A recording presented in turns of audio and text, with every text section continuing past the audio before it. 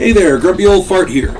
Due to YouTube's changing quote-unquote community standards, I created a channel called Grumpy Old Fart over on Rumble, a free speech alternative to YouTube. You can see all of my stuff over there, including my political and social commentary, as well as my current events videos. The links to my YouTube and Rumble channels, as well as links to let you order my books, are in the description of this video.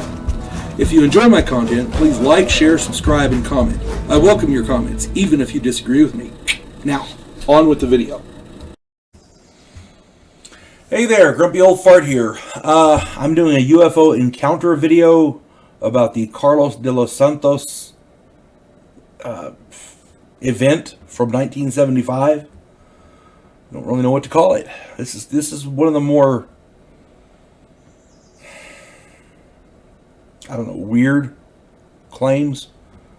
And again, when I do these, I want to do videos with, if I'm doing a UFO video, I want to do it something with a little oomph to it, some proof, some corroboration, and oh boy, does this have it. So here we go.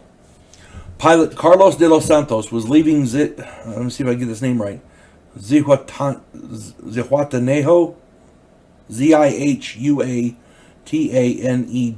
Zihuatanejo, Mexico. If I butchered that, I'm sorry. Zihuatanejo, Mexico, on May 3rd, 1975. So he's leaving there. He was flying back to Mexico City after having dropped off some passengers. He was flying a Piper Comanche, a little single-engine plane, and he was flying at 10,000 feet. The weather was clear and the visibility was good. So, you know, there was no reason for not seeing these things. 1 hour into the flight, De Los Santos sees a gray flying saucer off of his right wingtip. Then he sees a second saucer off of his left wingtip. A third saucer is approaching quickly from dead ahead. It passes underneath his plane, and he feels the impact of a collision. So this thing evidently hit him. Something, possibly the UFO, then took control of his plane, forcing it to climb to its maximum altitude. Now, his cabin wasn't pressurized. So, this pilot was very, very frightened, and I can understand that, because if he goes higher, he can't breathe. If he passes out, what's he going to do,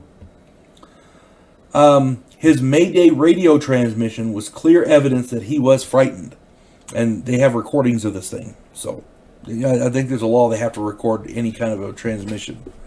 But anyway, and De Los Santos had no control over his aircraft. Something else was in control. Suddenly, the three UFOs disengaged and flew off quickly towards a volcano in the region.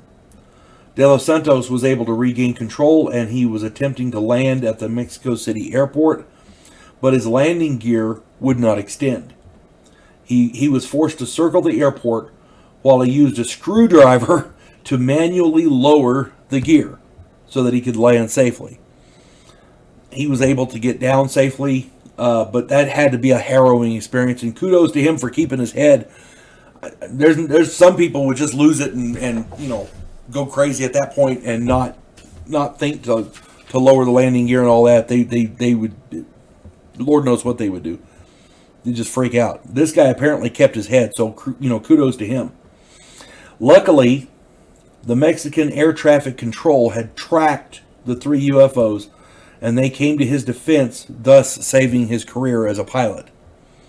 De Los Santos claims that he was threatened twice by men in black not to speak of his encounters. Now, I've done videos on the men in black. Go check them out. This was a harrowing case, and there's no reason to doubt what this guy says. There's no reason to doubt him. He's a pilot. He's a trained observer. His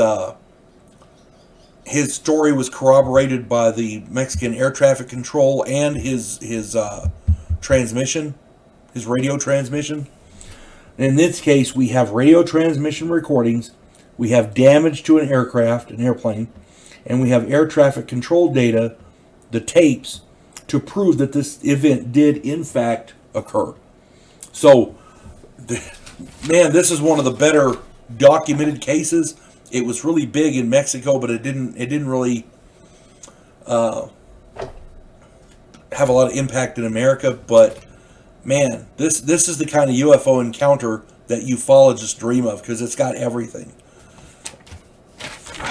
At this point, you want to tear his plane down and check it with, do a scientific investigation of it to see what the impact was. Maybe there's traces. You never know. At any rate, again, if people have more information or if they have comments, put them there. I'd love to read them. You folks have a good day now. God bless one and all. Devo Poland, a scientific representative of a pacifist race called the Gandhiri, is sent away as an exchange officer. His objective, to learn the one skill his species never developed, to fight. And he's sent to learn that skill from the one species who does it better than any other in the galaxy, humans. If you like science fiction with an upbeat military tone, check out my novel, Vanguard 1.